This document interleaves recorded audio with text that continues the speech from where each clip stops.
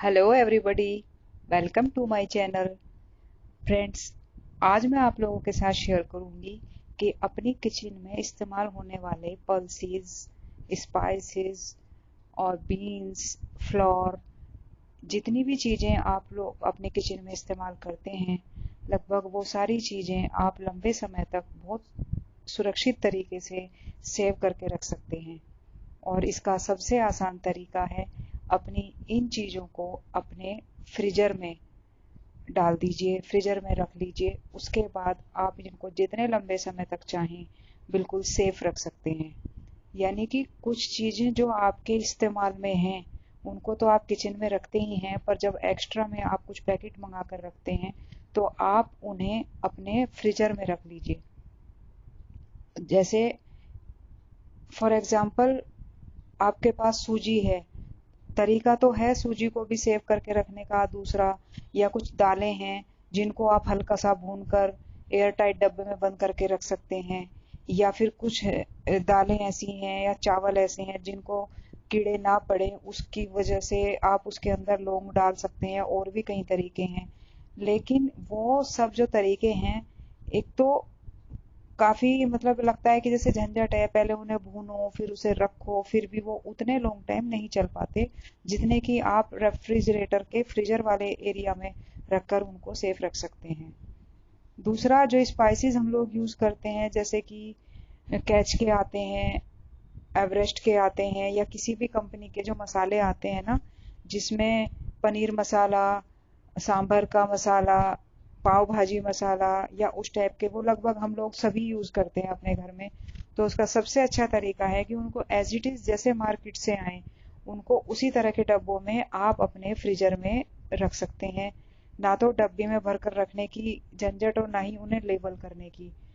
तो इस तरह से आपका टाइम भी बचता है, और वो लोग उससे भी ज्यादा लॉन्ग टाइम तक चलते हैं फ्रीजर में रखने के बाद।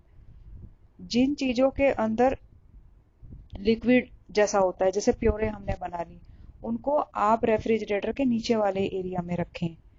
उससे वो क्या होगा कि उसमें बर्फ नहीं जमेगी, वो एज इट इज रहेंगे अपनी लिक्विड फॉर्म में या सेमी लिक्विड फॉर्म में।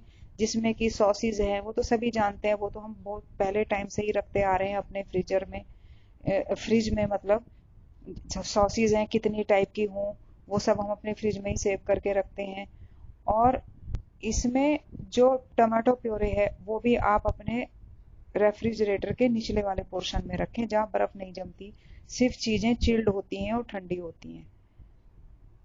अच्छा, वैसे तो आजकल कोई कैंडल यूज नहीं करता, बहुत कम घरों में कैंडल यूज होते हैं, लेकिन कैंडल का भी मैं आपको एक तरीका बताऊं कि जैसे कई बार हम लोग कहीं बार घूमने गए, वहां पर बहुत सुंदर सुंदर डिजाइन की कैंडल मिलती हैं, तो उनको भी एक प्रॉपर ठंडक चाहिए जिससे कि वो अपनी सेफ को ना खोएं, उसी तरह से बनी रहें।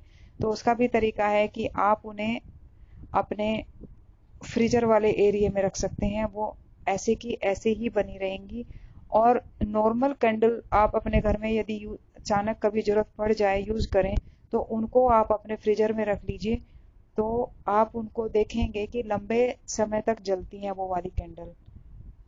तो आज की वीडियो का बस मैं यही एंड करती हूँ, इसी से रिलेटेड। अच्छा, आप इसमें चाहें जो आपका फ्रीजर वाला एरिया है या नीचे वाले पोर्शन में जहां भी रखना चाहें, नट्स वगैरह भी रख सकते हैं, जैसे कि ड्राई फ्रूट्स जिनको हम बोलते हैं, वो सब भी आप सेव कर सकते हैं। गोला गोला गिरी, जो पका हुआ गोला होता है ना, उसको भी आप लॉन्ग टाइम तक अपने फ्रीजर में रख सकते हैं।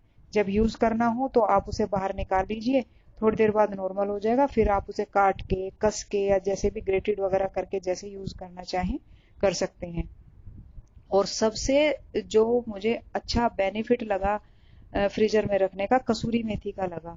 कसूरी मेथी को यदि आप फ्रीजर में रखेंगे ना, और अब जब आप उसे यूज करेंगे, वो इतनी फ्रेश और क्रिस्पी फील होगी कि जैसे आप अपने आप पाम के बीच में रखकर उसे थोड़ा क्रश करेंगे, वो इतनी इजीली क्रश होती है कि इतनी इजी तो शायद जो ताजी एकदम मार्केट से हम लाते हैं वो भी नहीं होती होगी।